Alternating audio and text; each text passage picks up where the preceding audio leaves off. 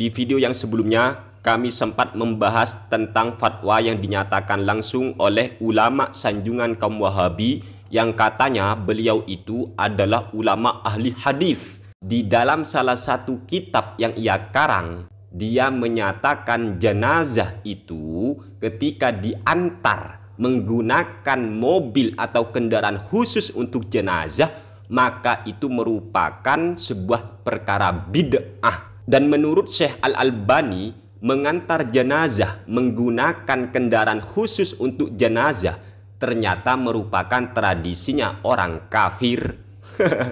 Ini kata Al-Albani, ulama sanjungan kaum Wahabi. Kalau kami pribadi sebagai ahli sunnah wal jamaah sangat tidak setuju dengan pernyataan Al-Albani. Dan lucunya, komentator-komentator para pembela kaum Wahabi, dia mengatakan bahwasanya mobil itu urusan dunia, ini alat itu nggak bid'ah.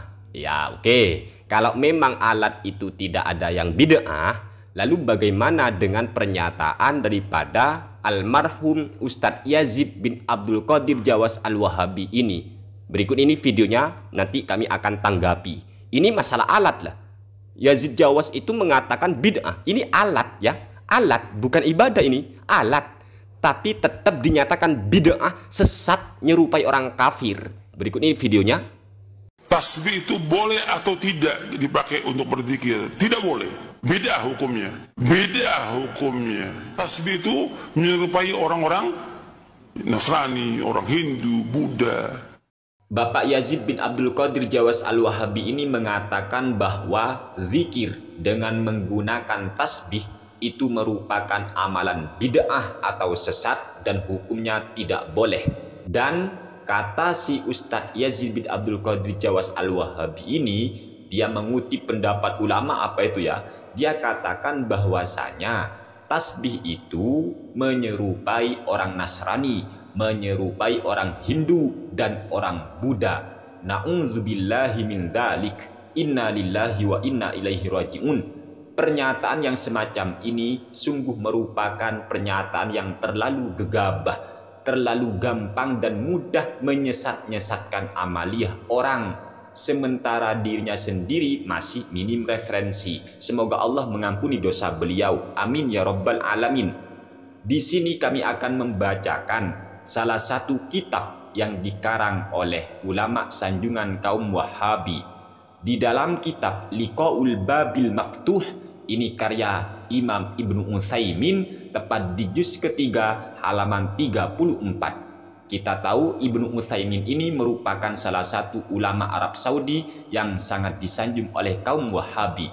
Ibnu Utsaimin berkata, "At-tasbihu bil misbahati tarkuhu aula wa laisa bi bid'atin li anna lahu aslan wa huwa tasbihu ba'di sahabati bil hasa."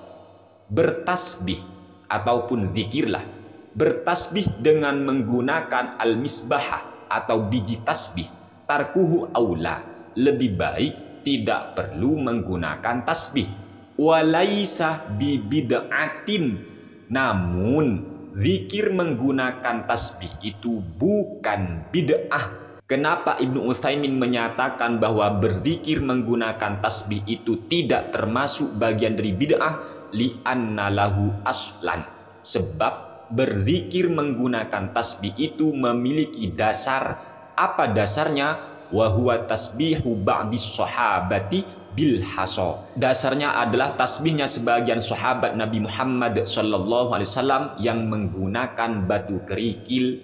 Ini kata Ibnu Utsaimin. Bahkan seorang ulama yang sangat disanjung oleh Ustadz Yazid bin Abdul Qadir Jawas Al-Wahabi, yaitu Imam Ibnu Taimiyah, yang mana kita tahu dalam salah satu ceramahnya Ustadz Yazid bin Abdul Qadir Jawas Al-Wahabi menyuruh umat Islam agar membaca kitab yang dikarang oleh Imam Ibnu Taimiyah, yaitu kitab Majmu'ul Fatawa. Ternyata dalam kitab Majmu'ul Fatawa, tepat di juz ke-22 halaman 506, Imam Ibnu Taimiyah beliau berkata, wa amma adduhu bin nawa wal hasa wa nahwi dzalika fahasanun. Menghitung bacaan tasbih menggunakan an-nawa, menggunakan biji-bijian, wal hasa atau menggunakan batu kerikil, batu kecil, wa nahwi dzalika dan semacamnya, fahasanun maka hal tersebut baik.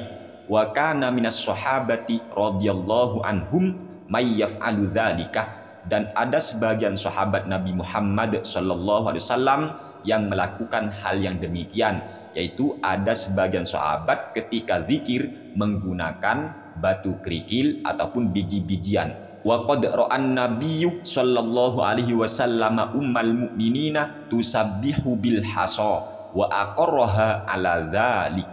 Bahkan Kanjeng Nabi Muhammad sallallahu alaihi wasallam pernah melihat Ummul Mukminin yang bertasbih menggunakan batu kerikil dan Nabi menyetujui perbuatan beliau.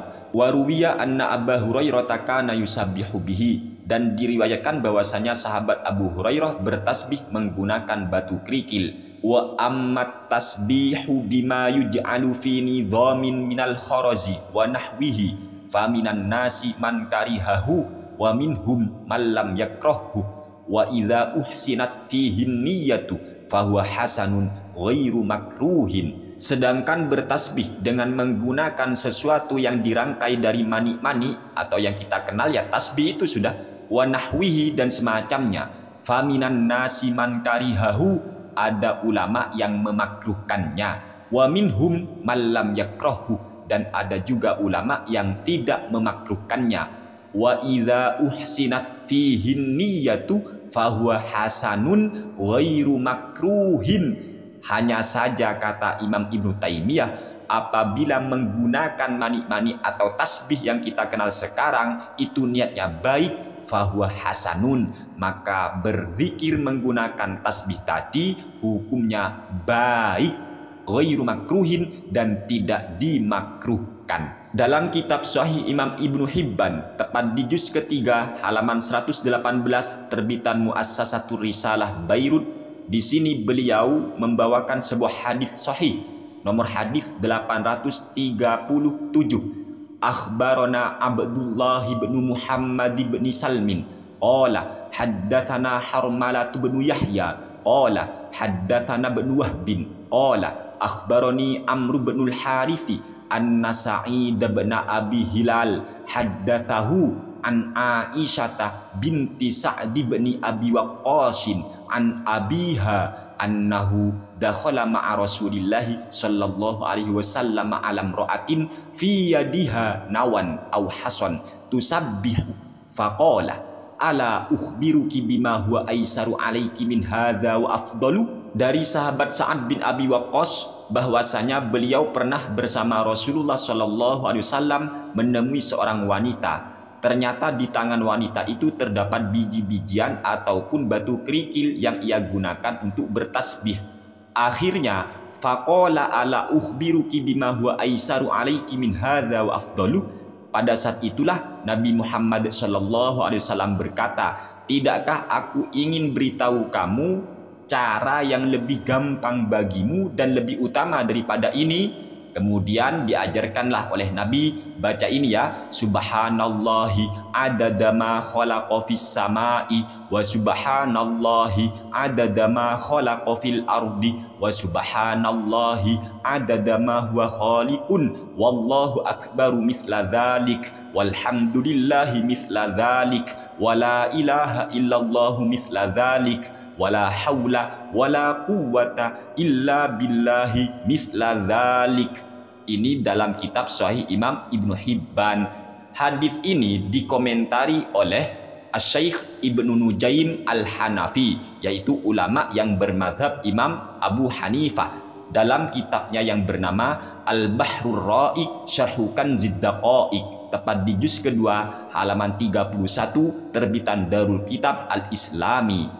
An Sa'd bin Abi Waqqasin annahu dakhala ma'an nabiy sallallahu alaihi wasallam ala imra'atin wa baina yadayha nawan aw hasan tusabbihu bihi faqala ukhbiruki bima huwa aisaru alayki min hadza au afdalu faqala subhanallahi adada ma khalaqa fis samai wa subhanallahi adada ma khalaqa fil ardi wa subhanallahi adada ma baina dzalika wa subhanallahi adada ma huwa khaliqun walhamdulillahi mithla dzalik wallahu akbaru mithla dzalik wa la ilaha illallahu mithla dzalik wa la haula wa la quwwata illa billahi mithla dzalik. Jadi ketika Nabi mengetahui ada seorang wanita yang saat berzikir menggunakan biji-bijian ataupun batu kerikil, Nabi memberitahu wanita tersebut tentang cara yang lebih gampang, yang lebih mudah, dan yang lebih utama,